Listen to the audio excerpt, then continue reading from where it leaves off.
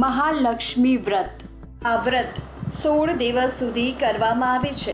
આ સમયગાળા દરમિયાન આ વ્રત કરવાથી દેવી લક્ષ્મી પ્રસન્ન થાય છે અને સાધકની તમામ મનોકામના પૂર્ણ થાય છે. ભાદ્ર મહિનાના શુક્લ પક્ષની અષ્ટમી તિથિથી શરૂ થાય છે આ વ્રત અને આ સમયે આ વ્રત અશ્વિન મહિનાના કૃષ્ણ પક્ષની અષ્ટમી તિથિએ સમાપ્ત થાય છે. આ સમય દરમિયાન ભક્તો સુખ અને સમૃદ્ધિમાં વધારા માટે ઉપવાસ કરે છે અને દેવી લક્ષ્મીની પૂજા કરે છે.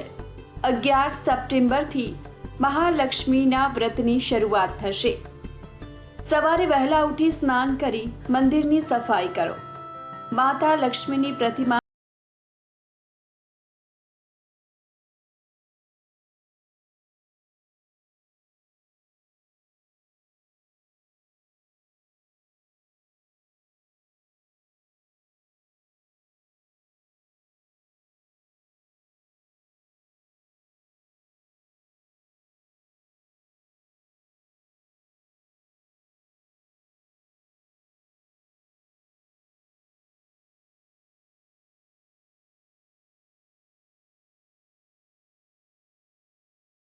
થાય છે.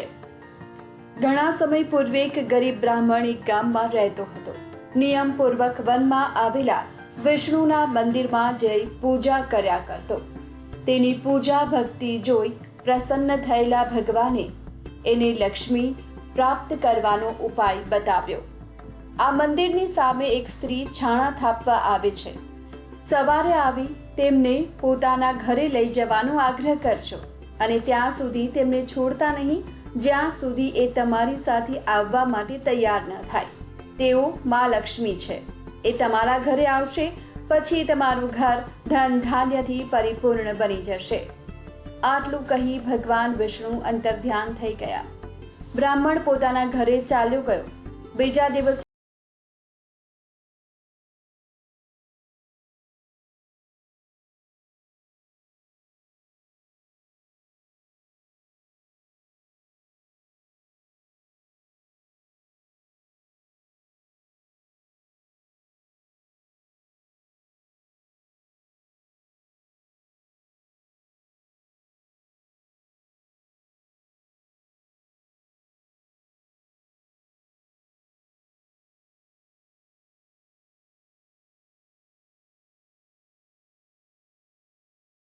ઉત્તર દિશામાં બ્રાહ્મણે લક્ષ્મીજીને પોકાર કર્યો ત્યારે લક્ષ્મીજીએ પોતાનું વચન પૂર્ણ કર્યું અને આ રીતે મહાલક્ષ્મીના નામથી પ્રસિદ્ધ થયા.